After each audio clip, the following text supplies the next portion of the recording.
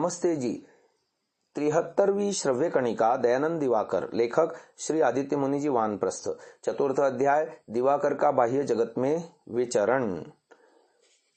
गत श्रव्य कणिका में बद्रीनारायण की रोचक कथा को आगे बढ़ाते हुए अगला शीर्षक है रामपुर की ओर। उस दिन सायंकाल वे एक सन्यासी की कुटिया पर, जो एक बड़ा योगी था, पहुंचे और रात वहां बिताई। वह तपस्वी उस समय विद्यमान योगियों में एक बहुत बड़ा सिद्ध पुरुष माना जाता था।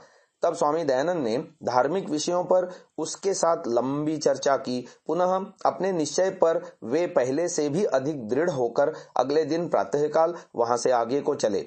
मार्ग में अनेक पर्वतों और वनों को पार करके तथा चिल्किया घाटी से उतरकर वे अंततः रामपुर पहुंच गए।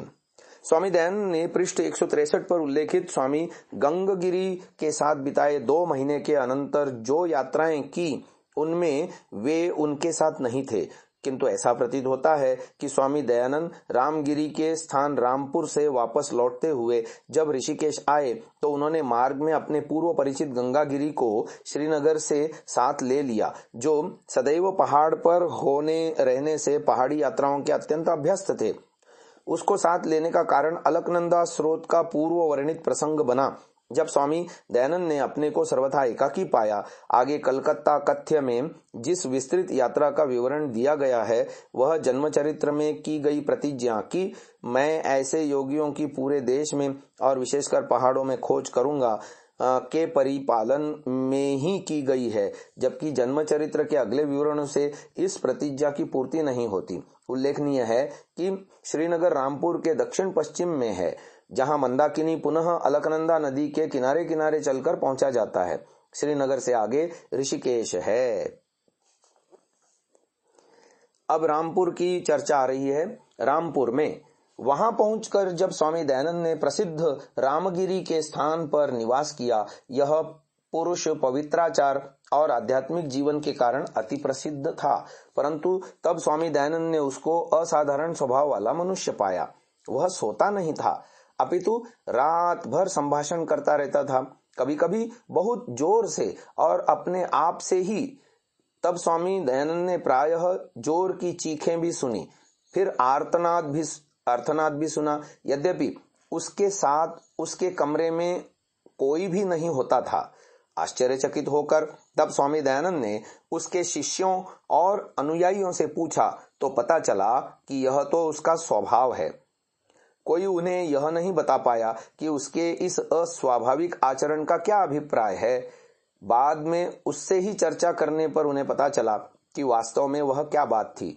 इस प्रकार तब स्वामी दयानंद को अच्छी तरह से निश्चय हो गया कि वह जो साधना कर रहा है वह वास्तविक योग नहीं है, वह तो उसमें केवल आंशिक रूप से ही दक्ष था। यह वह योग नहीं था जिसकी तब स्वामी दयानंद को तलाश थी।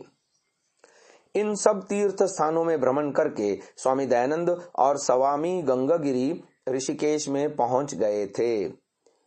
अगली यात्रा है गंगोत्री से गंगा सागर और पुरी पर्यंत।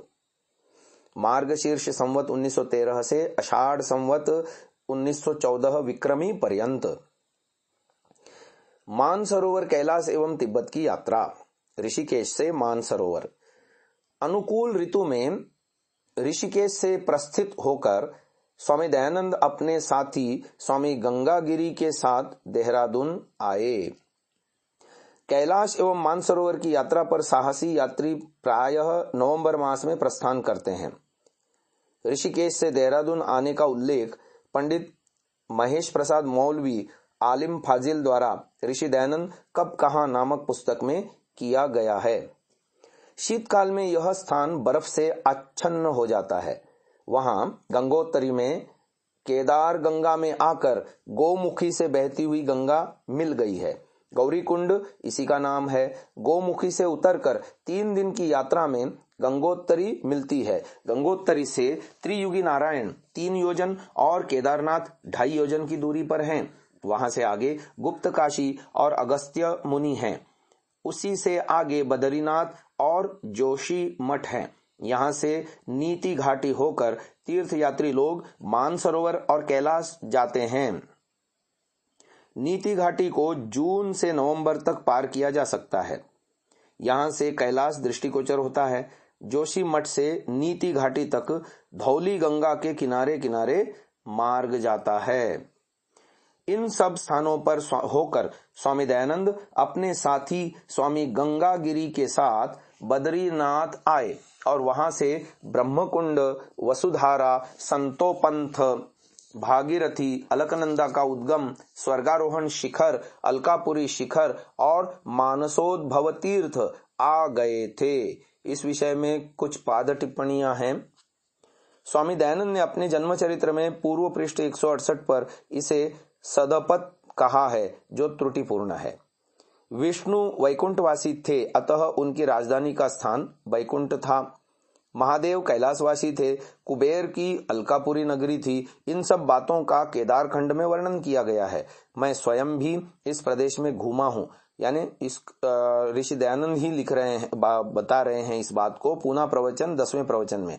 और एक बार बर्फ में अपना देह गलाकर संसार से मुक्त हो जाऊं, इस हेतु से प्राचीन अलकापुरी जिस पर्वत पर थी वहां तक गया था, परंतु वहां मर जाना कोई पुरुषार्थ नहीं। ज्ञान संपादन करके पुरुषार्थ और परोपकार करना चाहिए, ऐसा मन में विचार लेकर लौट आया। अब विदित हुआ कि वास्तव में जीवात्मा का मरण ही नहीं होता है। वहां से ये दोनों व्यक्ति मानसरोवर जाने वाले तीर्थ यात्री लोगों से मिल गए थे। इस यात्रा में 3 सप्ताह से भी कुछ अधिक समय तक इन लोगों को तिब्बत में ही भ्रमण करना पड़ा था। यहाँ गुप्तचर लोग भी यात्री लोगों में सम्मिलित हो जाते थे।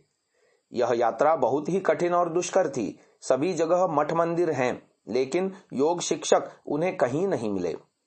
वसुधारा, संतोपंथ, भागीरथी, अलकनंदा का उद्गम, स्वर्गारोहण शिखर, अलकापुरी शिखर और मानसोद्भव तीर्थ आ गए थे। वहां से हम दोनों मानसरोवर जाने वाले तीर्थ यात्री लोगों से मिल गए थे। इस यात्रा में 3 सप्ताह से भी कुछ अधिक समय तिब्बत में ही भ्रमण करना पड़ा था। गुप्तचर लोग भी यात्री लोगों में सम्मिलित हो जाते थे। यह यात्रा बहुत ही कठिन और दुष्कर थी। सभी जगह मठ मंदिर हैं, लेकिन योग शिक्षक कहीं नहीं मिले। इस विषय में पाद टिप्पणियां हैं। मानसोद्भव तीर्थ अर्थात जहां मनुष्योत्पत्ति हुई। प्रश्न, मनुष्यों की आदि सृष्टि किस स्थल में हुई? उत्तर, त्रिविष्टप अर्थात जिसको तिब्बत कहते हैं। सत्यार्थ प्रकाश 8वां समोल्लास। इस अंचल में ऐसी लोक कथाएं प्रचलित हैं जिनसे यह जाना जाता है कि आदि सृष्टि तिब्बत में हुई। स्वामी दयानंद ने इन्हें अपनी इस यात्रा में सुना, समझा और फलस्वरूप उपयुक्तानुसार लेख किया। अधिक जानकारी के लिए पाठक Tibet and the Tibetans by Tsung Lien Shen and Shen Chi Liu, Stanford University Press, Stanford California नामक ग्रंथ में देखें। अगला विवरण है मानसरोवर से कैलाश। तिब्बत के अंदर लगभग 4 योजन पैदल आने पर इन लोगों को मानसरोवर और राक्षस ताल नाम के 2 सरोवर मिले। पार्वत्य संकीर्ण भूमि से संयुक्त होकर भी दोनों सरोवर मानसरोवर नाम से ही प्रसिद्ध हैं। इसके किनारे योग साधकों के स्थान गोम्पा हैं। मानसरोवर के पश्चिम में राक्षसताल है। दोनों के मध्य एक पहाड़ी है। वहां से लगभग 2 योजन की दूरी पर कैलाश है। कैलाश की आकृति बृहत शिवलिंग जैसी है। कैलाश की परिक्रमा 4 योजन की है। कैलाश में ऐसे स्थान हैं जिनमें साधक योगस्थ बनकर बैठे हुए हैं। उनमें से कोई कोई जीर्ण कंकाल के रूप में है और कई एक तो मृतदेह के रूप में भी देखे गए थे। वहां साधना में निमग्न योगी लोग किसी को योग विद्या की शिक्षा देने के लिए तैयार नहीं थे। आगे कैलाश से ल्हासा की बात आ रही है। 80 योजन अर्थात 80 × 4 × 2 बराबर 640 मील अथवा 1028 किलोमीटर। एक सीधी रेखा में नापने से यह दूरी 925 किलोमीटर आती है, परंतु पर्वतीय टेढ़ा मेढ़ा मार्ग होने के कारण यह दूरी 1028 किलोमीटर होनी संभव है। तो आज की इस श्रव्य कणिका को यहीं विराम देते हैं। ओम।